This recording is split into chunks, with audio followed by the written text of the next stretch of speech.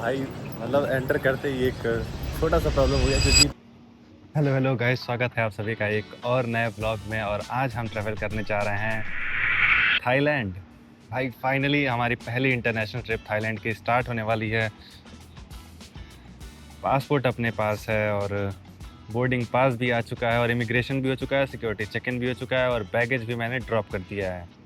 मैं आपको थोड़ा सा इमिग्रेशन प्रोसेस समझा देता हूँ। सबसे पहले एयरपोर्ट में एंट्री करने के बाद आपको कहाँ जाना है? अरे क्या किया था भाई एंट्री करने के बाद? हाँ, एयरपोर्ट में एंट्री करने के बाद सबसे पहले आपको अपना बोर्डिंग पास कलेक्ट कर लेना है कि आपकी जो भी फ़्लाइट होगी, ऐसे काउंटर लगे होंगे जहाँ पे जैसे मेरी एयर इंडिया एक्सप्रेस थी तो मैं एयर इंडिया एक्सप्रेस के काउंटर पर आके अपना बोर्डिंग पास कलेक्ट कर लिया। कुछ ऐसा बोर्डिंग पास आपको मिलेगा। फिर ये बोर्डिंग पास मिल जाने के बाद और जहाँ पे अगर आपके पास बैगेज है जिसको आप ड्रॉप करना है तो आप बोर्डिंग पास के पास ही ड्रॉप कर सकते हैं। फिर उसके बाद बगल में ही उसके या फिर आसपास कहीं पे इमिग्रेशन का काउंटर होगा। इमिग्रेशन काउंटर में जाके आपको अपना पासपोर्ट और बोर्डिंग पास दिखाना है। वो आपसे 2-3 सवाल करेंगे कि अरे क्यों जा रहे हैं घूमने के लिए, कहाँ रुकना है। 2-3 बहुत बेसिक से सवाल। मेरा तो सिर्फ एक सवाल उन्होंने पूछा कि अरे घूमने जा रहे हो? हम कहें हाँ। बस इतने में इन्होंने स्टैंप लगा के दे दिया और मेरा इमिग्रेशन क्लियर हो गया। इमिग्रेशन क्लियर हो जाने के बाद आपको आना होता है सिक्योरिटी चेक इन के लिए। सिक्योरिटी चेक इन में वहाँ पे शूट करना अलाउ नहीं था तो मैंने कुछ शूट नहीं किया है, बट वहाँ पे आपको आपके पास जो भी इलेक्ट्रॉनिक्स है उनको एक ट्रे में निकाल के रख देना होता है और फिर वो चेक होता है और फिर आपका सिक्योरिटी चेकअप होता है। सिक्योरिटी चेकअप क्लियर हो जाने के बाद फाइनली आप अपने फ़्लाइट को बोर्ड कर सकते हैं। आपके पासपोर्ट पे लिखा होगा गेट नंबर के सामने आके आप बैठ जाइए और फिर जब बोर्डिंग स्टार्ट हो तो बोर्ड करके उड़ जाइए।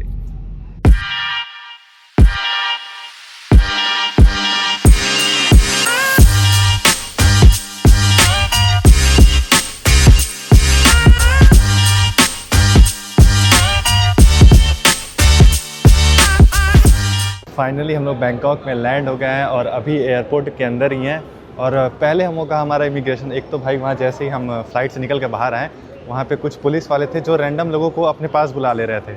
उनको देख के इतना डर गए थे हम ना भाई, लेकिन हमको नहीं बुलाया गया। काफ़ी लोग को, आई थिंक 10-12 लोग से ज़्यादा थे जो कि वहाँ खड़े थे, जिनको बुला लिया गया था अलग से। आई थिंक कुछ सिक्योरिटी चेकअप वगैरह कुछ होगा, बट मुझे नहीं बुलाया गया भाई। ई वीज़ा ऑन अराइवल का बोर्ड वहाँ पर लगा हुआ है, हमें वहीं पर जाना है। E visa on arrival.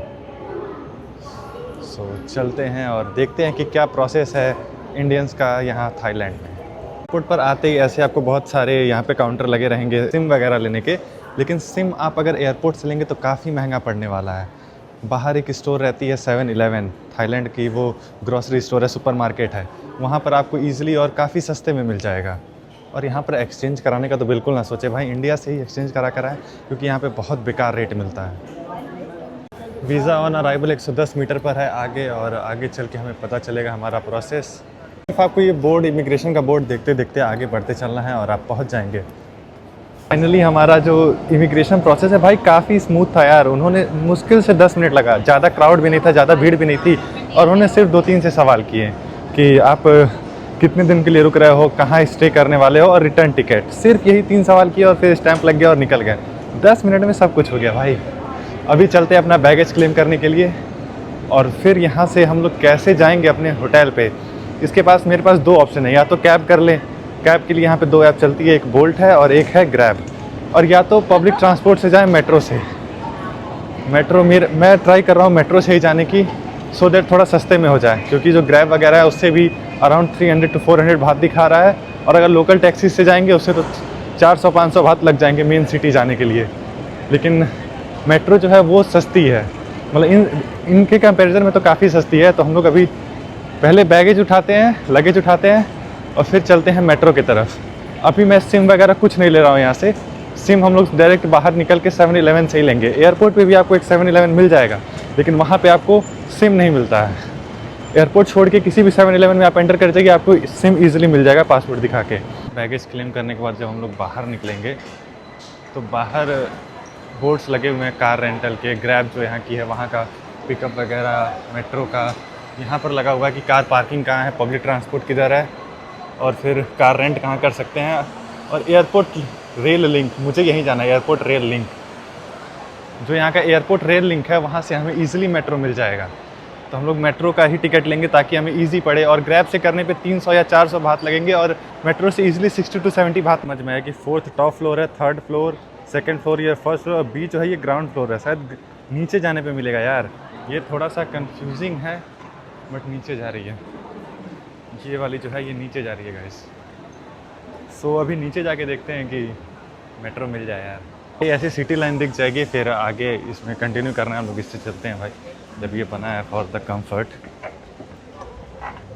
अभी हमको कुछ भी समझ में नहीं आ रहा था ना भाई, तो हम चैट जीपीटी से पूछ दिए हैं। चैट जीपीटी बता दिया है कि कहाँ कैसे जाना है, तो हमें कैसे जाना है हम आपको बताएंगे, आपको चैट जीपीटी से पूछना नहीं पड़ेगा। इनकेस आप कंफ्यूज होते हैं तो चैट जीपीटी का यूज़ कर सकते हैं। यहाँ से हमें जाना है पाया थाई, ऐसा ही कुछ है, प्रोनाउंस करने में प्रॉब्लम हो सकती है, उसके लिए सॉरी। पाया थाई जाना है, और वहाँ से एक और मेट्रो चेंज करेंगे, तब हम अपने हॉस्टल पहुँचेंगे। पाया थाई जो है वो यहाँ जो एयरपोर्ट रेल लिंक है, यहाँ से डायरेक्ट आपको मिल जाएगा पाया थाई जाने का। वो बैंकॉक सिटी है, मतलब बैंकॉक सिटी का मेन स्टेशन पाया थाई है। वैसे तो आपको ऑटोमेटिक वेंडिंग मशीन भी देखने को मिल जाएगी, लेकिन स्टेशन एम्प्टी ही है, वहाँ पे टिकट काउंटर एम्प्टी है, तो आप वहाँ से ले सकते हैं ईजिली। बाकी वेंडिंग मशीन है, अगर वहाँ ज़्यादा क्राउड है तो आप वेंडिंग मशीन से ले सकते हैं, लेकिन हम लोग वहीं से लेंगे क्योंकि फर्स्ट टाइम है, एंड देखते हैं वहाँ क्या सीन है भाई। पाया थाई, 1 पाया थाई।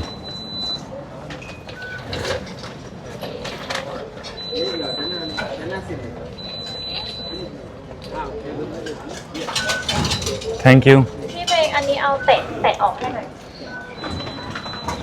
सर टोकन मिल गया है, अब इसे हमें यहाँ पे स्कैन करके, और ये खुल गया, अब एंटर कर जाना है। बहुत इजी है यार ये, मतलब पाया थाई जाने के लिए हमें सिर्फ यहाँ पे ये जो टोकन मिला है इसको स्कैन करना है। और लेकिन भाई टू ऑल स्टेशन यहाँ लगा हुआ है बोर्ड, टू ऑल स्टेशन। चलते हैं इधर, यहाँ से नीचे से हमें मिलेगी भाई पाया थाई। पता चला कहीं और ही ना चले जाएं यार।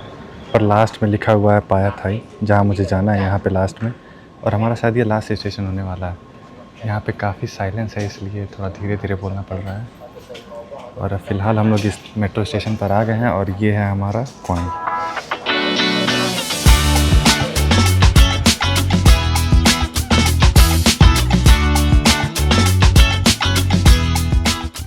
भाई इनकी मेट्रो बहुत नीचे है यार, अभी इतना बड़ा एस्केलेटर लेकर आए हैं, अभी दूसरा एस्केलेटर ले रहे हैं। मतलब दो मेट्रो हैं, एक एकदम नीचे है, फिर उसके ऊपर है, दो मेट्रो लाइन चल रही है। बढ़िया सिस्टम है भाई। अभी ये वाला तुम एस्केलेटर देखो भाई कितना लंबा है, एक बार चेक करो भाई, मैं जूम करके दिखाता हूँ आप लोग को, देखो कहाँ तक जा रहा है ये। और ऐसा ही एक और नीचे तक, लेकिन दो स्टेशन है ना, टोटल 3 स्टेशन है यहाँ पे, एक सबसे ऊपर इसके और 2 अंडरग्राउंड। तो भाई अभी रास्ते में एक भाई मिल गए हैं, जिनसे मैं पूछा कि भाई 7-Eleven कहाँ पे है, तो ये भी शायद उसी साइड जा रहे हैं, तो ये मुझे दिखा देंगे कि कहाँ पे है 7-Eleven। लोकल से पूछना काफ़ी बेटर है ना भाई, वैसे कहाँ ढूंढा जाएगा, वैसे हॉस्टल का रास्ता ही भी यही है। I have to take SIM card.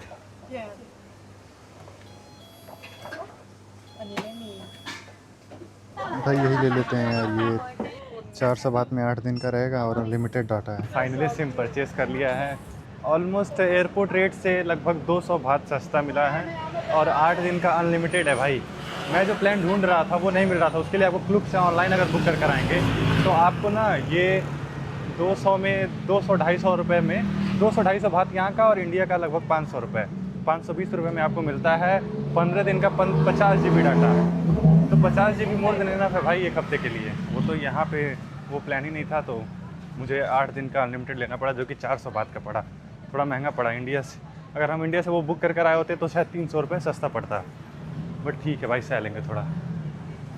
भाई फ़िलहाल मैं अपने हॉस्टल में चेक इन कर लिया हूँ, काफ़ी टाइम नहीं लगा आने में, लेकिन एयरपोर्ट से आई थिंक मुझे 2 घंटे अप्रॉक्स लग गए। लगने थे 1 या 1.5 घंटे ही, लेकिन आधा घंटा मेरा एक गलत ट्रेन लेने से, सिर्फ एक गलत ट्रेन लेने से मिस हो गया। एक गलत ट्रेन की वजह से मुझे आधे घंटे तक इधर से उधर भटकना पड़ा। बट बहुत इजी है यार थाईलैंड की मेट्रो। बस 2 चीज़ समझना है कि MRT मतलब अंडरग्राउंड वाली मेट्रो है, और BTS मतलब जो ऊपर चलेगी।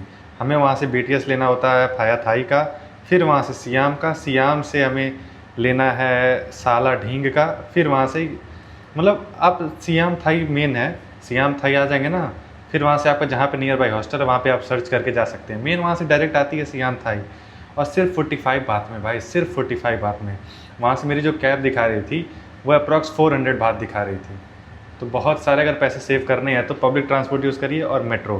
फ़िलहाल हम लोग अपने हॉस्टल में चेक इन कर लिए हैं और इस व्लॉग को यहीं पर ख़त्म करते हैं। इसमें सिर्फ जर्नी थी। अगले व्लॉग में हम लोग अभी निकल रहे हैं घूमने के लिए, कहीं जा रहे हैं बैंकॉक में, ऐसी जगह जो बैंकॉक नहीं चाइना लगती है। उसके लिए आप स्टे ट्यून्ड रहिए और वेट करिए अगले व्लॉग का।